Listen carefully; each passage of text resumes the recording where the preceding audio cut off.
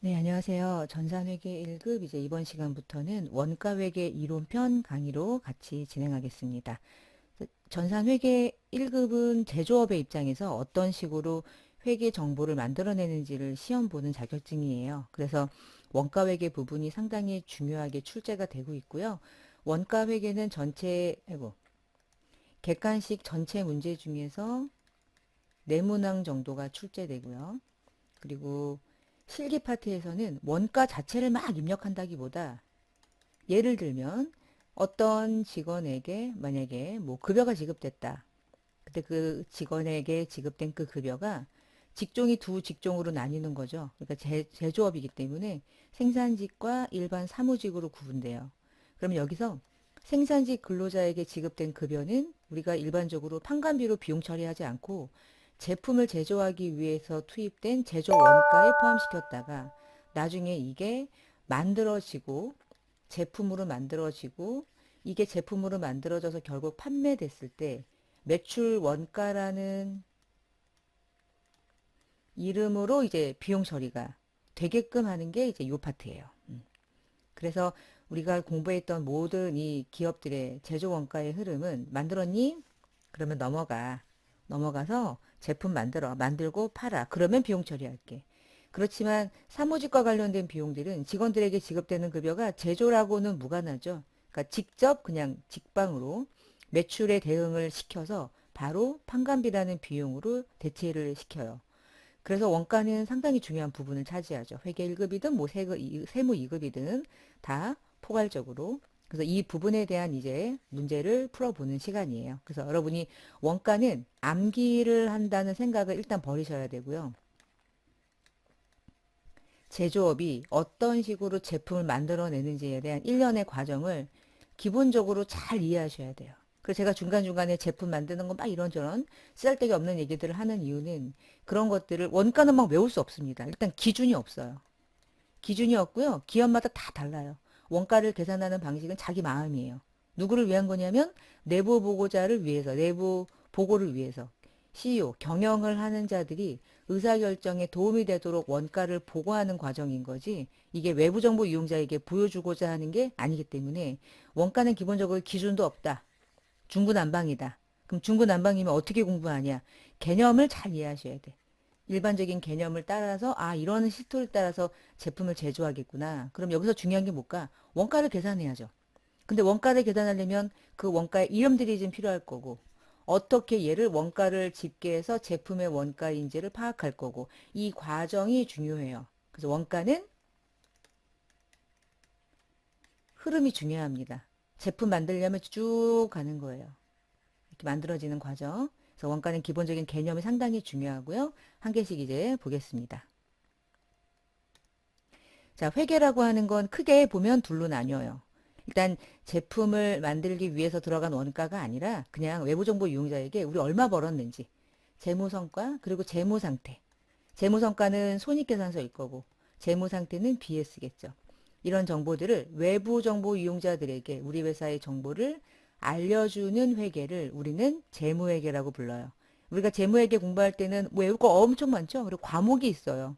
그리고 재무제표는 만드는 방식이 있어서 그 방식대로 만듭니다. 그래서 어떤 회계 처리할 때는 그 회계 처리의 정확한 회계 처리를 외우셔야 되고 그걸 이해하고 암기하고 과목을 아주 달달달 외우고 회계 처리가 정해져 있고 그런 게 이제 재무회계인데 그것에 반해서 이제 관리회계로 넘어오면 앞에 원가라는 말을 당연하기 때문에 관리회계는 원가 관리회계를 얘기하는 거기 때문에 원가자를 빼고 말해요.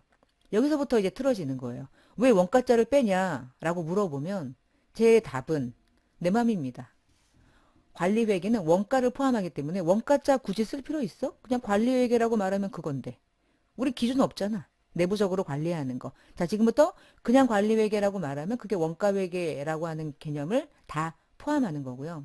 관리회계는 누구를 위한 거냐? 내부 정보 이용자에게 그들이 의사결정을 하기 위해서 도움이 되는 정보를 제공하는 거예요. 그래서 외부가 있고 얘는 내부인 거죠. 그래서 기준이 없고 의사결정에 필요한 정보를 제공하는데 경영자에게 보고하기 때문에 그냥 내부적인 보고서 하나 만들어서 띡 제출하면 돼요. 근데 띡은 그렇잖아. 그러니까 나름의 양식이 있는 거죠. 나름의 양식. 그것도 정해진 거 없어요. 기업마다 다 다르게. 일단 재무회계랑 관리회계 큰 기본 구조를 잘 구분하시고요.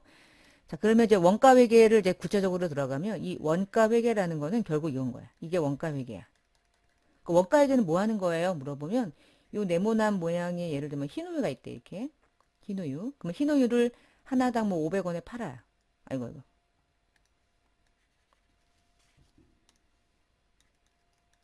판매가가 500원이에요. 그러면 얼마의 원가를 가지고 판매하고 있는 건지 이게 차이가 나면 이게 결국은 하나를 팔 때마다 벌어들이는 이익의 개념인 건데 요 금액을 우리는 제조원가라고 부르기는 하는데 생각해봐요. 흰우유 한 꽉을 만들기 위해서 들어가는 원가를 계산한다는 건 정말 쉽지 않은 일인 거예요. 우리가 우유 만들 때 하나씩 만드나? 여러분 원유를 투입할 때 한 개씩 한 개씩 이렇게 투입하기보다 일단 아주 많은 대량의 원유를 사 와서 하나하나 가게 담기 위한 과정이 있죠. 그 과정에서 직원들에게 인건비도 나가고요. 전기도 쓰고요. 수도요금도 쓰고요. 여러 가지 기본적인 비용들이 많이 들어가요. 직원들이 회식하는 것도 다 이 우유 한 깍을 만들기 위한 거예요. 생산직 근로자에게 지급되는 모든 인건비가. 생산직 근로자들은 공장에서 일하죠. 그럼 공장을 운영하기 위해서는 공장이 만약에 이 기업의 소유라면 재산세도 내겠죠. 그러면 재산세도 뭐예요? 이 우유 한 깍을 만들기 위한 또 다른 원가 요소인 거예요. 그래서 이런 것들을 계산하는 게 엄청난 노력이죠. 자, 이런 원가를 계산하는 분야를 우리는 원가회계라고 불러요. 그러면 이런 원가회계를 통해서 이 원가를 구해. 이 원가를 구하는 게 일이겠죠. 중요하겠죠. 이 과정을 공부하는 거예요. 여러분 시험은. 그러면 이 원가회계를 통해서 무엇을 할 거니? 원가가 얼마인지 알아야지. 200원이라고 나왔다. 예를 들어. 그럼 200원의 원가가 들어가서 500원에 팔아. 그러면 300원의 이익이 나죠. 요 이후의 숫자들은 어디에서 필요한 거예요? 재무회계를 위한 거잖아요. 원가를 알아야지 재무회계를 하겠죠. 근데 원가를 알면 그 다음에 뭐 할까요? 야, 원가 200원 들어갔어? 원가 200원보다 조금 더 원가를 절감한다면 이익을 극대화할 수 있겠구나. 무슨 방법이 있을까? 고민해야 되지 않을까요? 그쵸? 고민하지 않고 야 200원이야? 그래 500원에 팔자. 그러지 말고 좋은 경영자의 마인드라면 야 원가를 좀 감소시킬 수 있는 방법을 생각해봐. 전기를 왜 이렇게 쓸데없이 쓰는 거야? 예를 들면 야 공장을 관리할 때 들어가는 관리비를 좀 절감해보자. 그러면 원가를 절감할 수 있잖아. 원가를 절감하면 소비자에게 판매하는 판매가도 조정할 수 있잖아. 우리가 내고 싶은 마진은 그대로 유지하면서. 좋죠. 경영 마인드는 좋죠. 그러면 이런 식의 의사결정하려면 이게 얼마인지 알아야죠. 그러면 원가 회계를 통해서 두 번째 하는 일은 내부적으로 관리하려고. 원가를 통제해야죠, 이제. 더 원가를 증가시킬 수밖에 없는 이유가 있을 수도 있고, 감소시킬 수 있는 방법도 있고, 그걸 통해서 판매가를 조정할 수도 있고, 대부분의 기업들은 원가를 감소시켜도 판매가를 올리죠. 뭐 악독 기업들이죠, 뭐. 근데 악독 기업이라고 못하죠. 나도 만약에 제품을 제조하는 어떤 제조업을 운영하는 내가 CEO라면 판매가를 내가 막 고객들을 사랑하는 마음이 커서 이거를 내린다는 건 쉽지 않은 일인 거예요. 이걸 내리기보단 이걸 유지하고 우리 회사의 직원들의 공장에서 일하는 직원들의 복지 후생을 위해서 월급을 올려주거나 공장에서 잘 휴식할 수 있는 휴게실을 만들거나 저는 그럴 것 같아요. 그렇게 해서 원가를 유지하는 건 좋은 방식이죠. 이거를 올리면서 판매가를 막 올려. 그건 또 좀 너무한 거고. 우리 고객의 입장에서는 자 이런저런 얘기를 막 해요. 원가는 이런 거 하는 거야. 그래서 원가회계 지금부터 공부할 때는 두 가지의 목적이 있어요. 재무회계와 관련된 정보도 제공하고 통제 목적의 관리회계 목적도 가지고 있어요. 둘 다 가지고 있어서 원가회계라고 하는 분야는 기본적으로 재무회계나 관리회계 양자 모두에 큰 영향을 미쳐요. 관련이 있어요. 그러니까 중간 단계라고 보시면 돼요. 교집합이라고 생각하면 되고요. 자, 위에 있는 거는 뭐 이제 읽어보시면 되겠고요. 원가가 안 되면 원가가 계산이 안 되면 손익계산서에 있는 그 원가를 모르니까 이거 X고요. 그러면 BS도 재무상태표도 X죠. 가장 첫 출발 그리고 가장 중요한 거 매우 의사결정 영향을 미치는 거 가장 핵심은 제조업에서는 원가라고 말해도 이거는 뭐 과한 얘기가 아닌 거예요. 원가를 모른다 틀렸다 다 말짱 도루묵이에요. 많이 팔아봤자 손익이 얼마인지 모르면서 그냥 팔기만 하는 구조가 되는 거니까 겉핥기 형식. 자, 이번 시간에는 원가에 대한 기본적인 개념을 잘 정리하시고 이게 원가가 가지고 있는 힘이고 원가 회계를 공부하는 의미겠구나. 그런 개념을 약간 흥미를 좀 가져야 돼요. 그러니까 여러분이 가지고 있는 모든 물건들을 보세요. 만들어진 거예요. 만들어졌다는 얘기는 누가 만든 거죠. 그럼 만들 때 얼마 들어갔을까? 얼마냐에 따라서 판매 가격 결정됐겠죠. 그러니까 다이소에서 하나당 1,000원에 파는 거 원가가 얼마겠어요? 모르죠. 아무도 몰라요. 왜 모를까요? 내부적으로 하니까. 누가 우리에게 보고합니까? 재무회계나 하는 거지. 원가를 외부에 보여주면 큰일 나는 거예요. 그런 게 원가인 거죠.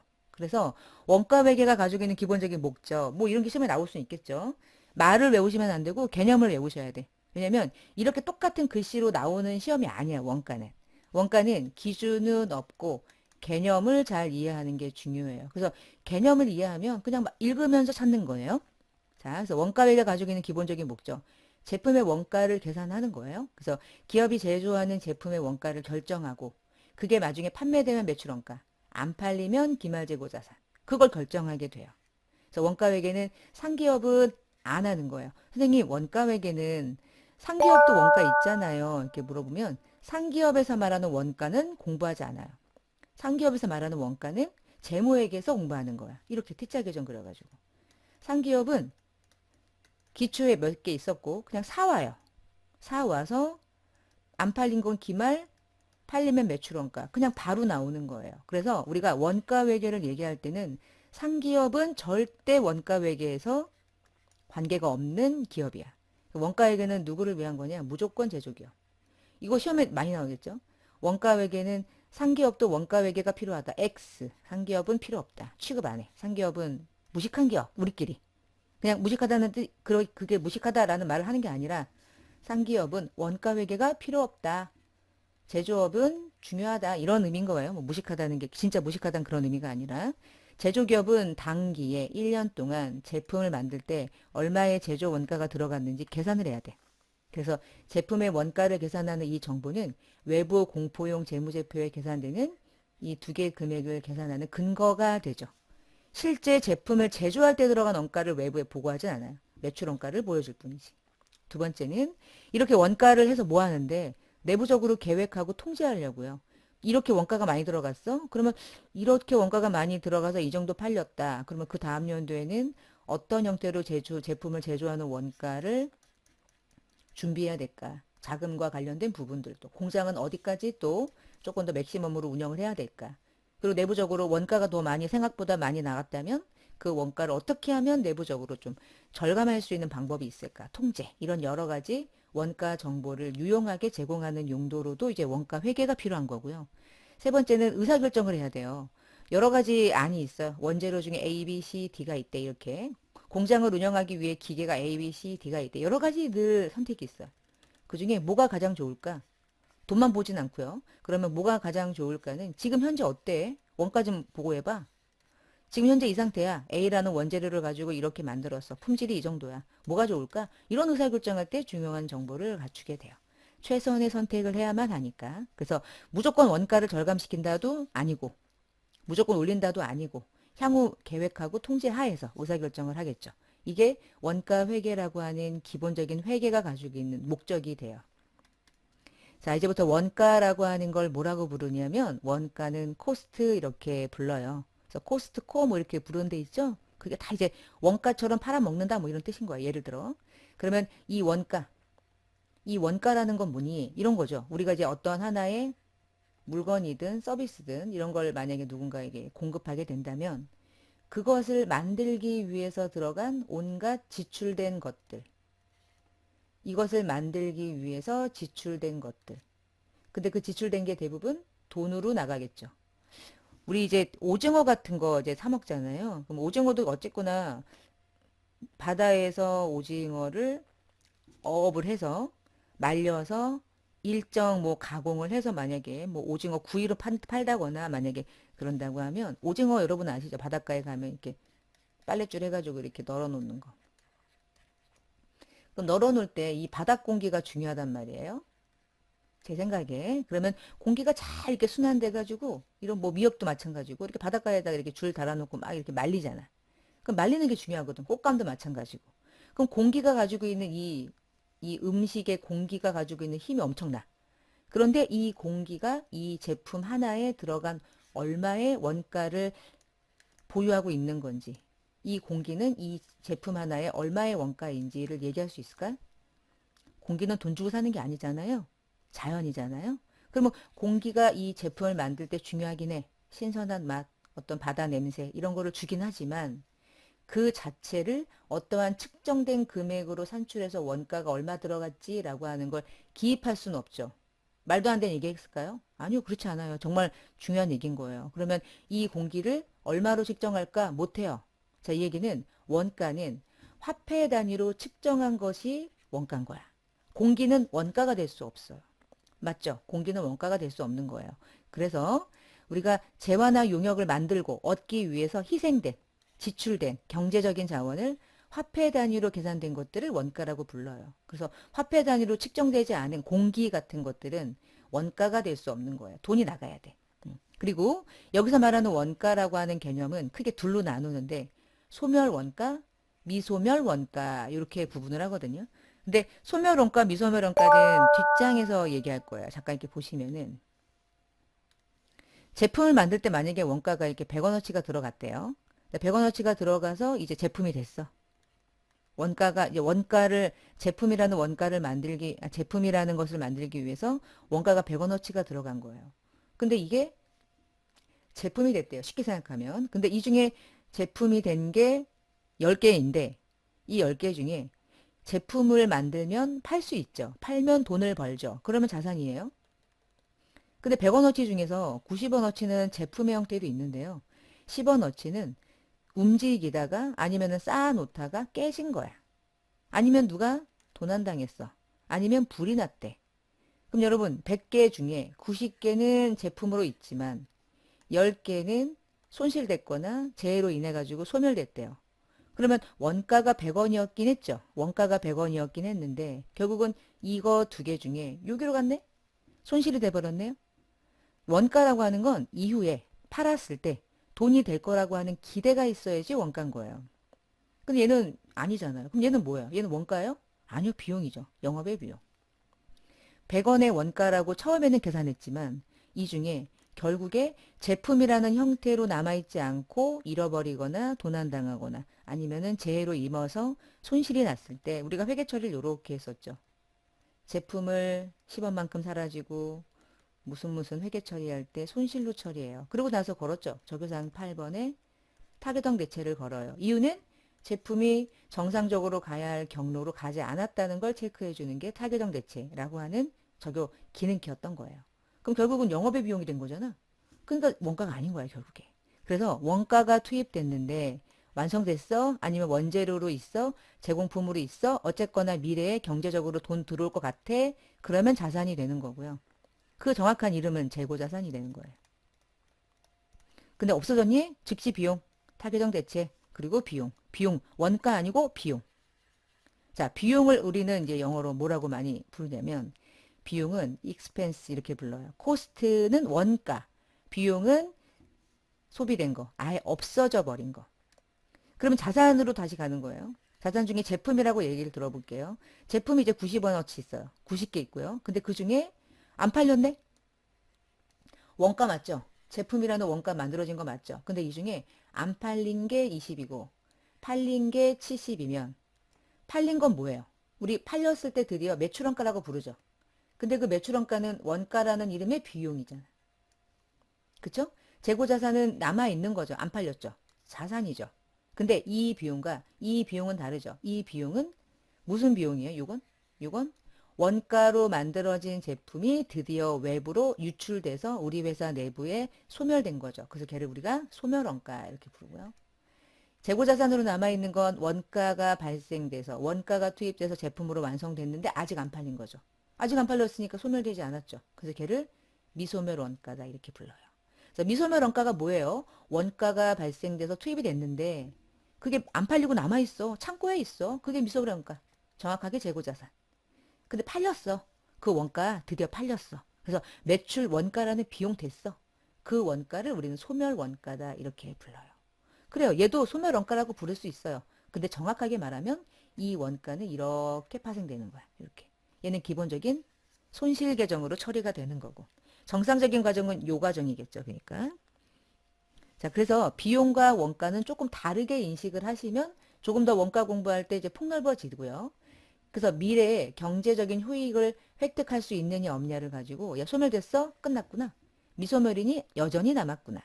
자, 일반적으로 원가 회계에서 언급하는 원가는 원가 회계에서 원가라고 부르는 원가는 제품을 제조하는 활동에서 투입됐고 제품 생산에서 소요되는 지출된 금액을 우리는 정확하게 제조 원가 이렇게 부르는 거예요.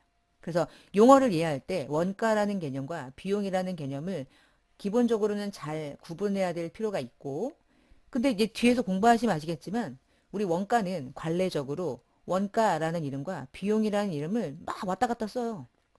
왜 그러냐면 요 생각을 하셔야 돼. 자, 원가 회계라고 하는 이 회계 분야로 딱 넘어오는 순간 재무 회계를 얘기하는 거 아니고 세무도 얘기하는 거 아니죠. 원가라는 개념 하에서 얘기하는 거죠. 그러면 제품을 제조하기 위해서 무언가가 이제 소비되잖아요.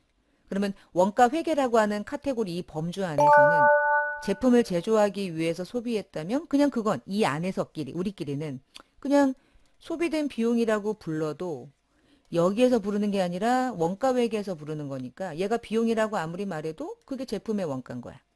우리끼리니까. 자, 원가는 정확한 기준이 있어요, 없어요? 그러면 없어. 그래서 야, 비용이라고 불러도 어때? 이거 원가를 그냥 비용이라고 한글로 부르면 어때? 코스트, 익스펜스 이렇게 부르는 거 아니잖아. 우리 영어 아니잖아. 그러니까 제품을 제조하기 위해서 소비한 거라며. 소비한 거니까 원가, 제품을 제조하기 위해서 소비된 그 비용을 그냥 비용이라고 부르는데 우리는 원가니까 이것도 원가 아니니? 꼭 그렇게 딱딱하게 막 이름을 정확하게 막 쪽쪽쪽 쪼개야 되니? 아, 그렇지 마. 그냥 가자. 너무 이상하죠? 저도 이상한데 저는 원가가 제일 좋아요. 그래서 이것저것 유도리가 아주 넓잖아요. 자, 그래서 주요 이제 마지막으로 이제 이 시간에 이제 마무리할 부분은 결국 이거야. 관례적으로 원가나 비용이라는 용어를 그냥 왔다 갔다 써요. 예를 들면 그냥 말도 안 되는 예. 직접적으로 재료가 투입됐을 때 직접 재료비 또는 직접 재료 비용이라고 써도 되거든요. 근데 직접 재료비까지 써요. 직접 재료비라는 이름도 직접 재료 원가라는 이름도 다 같은 거예요.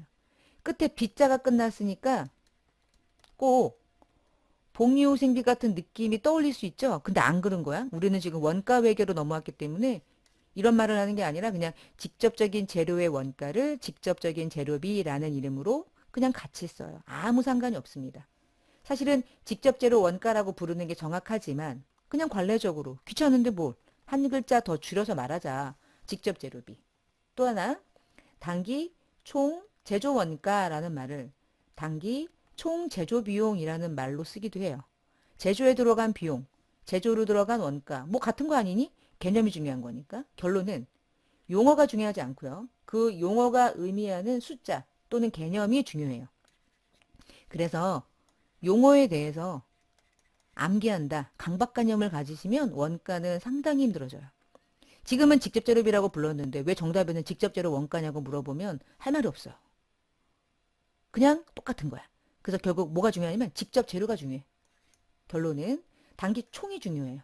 단기 총 다음에 제조 원가라고 부르든 제조 비용이라고 부르든 그거는 A라는 사람과 B라는 사람이 그 용어를 받아들이는 그냥 의미에 불과해요. 그냥 기본적인 영어를 한글로 바꾸면서 다르게 직역한 것과 동일한 결과를 가져옵니다. 자, 그래서 이번 시간에 제가 얘기하고 싶었던 건 우리가 구체적으로 어떤 회계 처리를 물어보거나 계산하는 걸로 들어가지도 않았어요, 아직은. 근데 우리가 정확하게 인식하고 들어가야 될 원가는 기본적인 이 원가라고 하는 카테고리 안에서 어떠한 용어로 사용되느냐는 중요하지 않고 이 용어가 어떤 걸 의미하느냐를 더 집중적으로 봐야 된다. 그게 상당히 중요할 것 같아요. 제가 개인적으로는. 자, 그런 생각을 하시면서 원가를 공부하시면 훨씬 더 재밌으실 거다. 이렇게 생각이 듭니다. 자, 그래서 원가에 대한 개념이 없거나 원가를 나는 처음 공부한다. 그럼 한번 제가 하는 강의를 잘 들어보세요. 제가 원가를 조금 쉽게 잘 설명하는 편이니까 이게 어렵지 않고요. 상당히 재밌고 살아가면서 또 중요하고 잘 정리하셔서 또 시험도 대비하시고 하시면 좋겠어요. 자, 원가 회계 첫 번째 시간을 마치고요. 또 다음 시간에 뵙겠습니다. 감사합니다.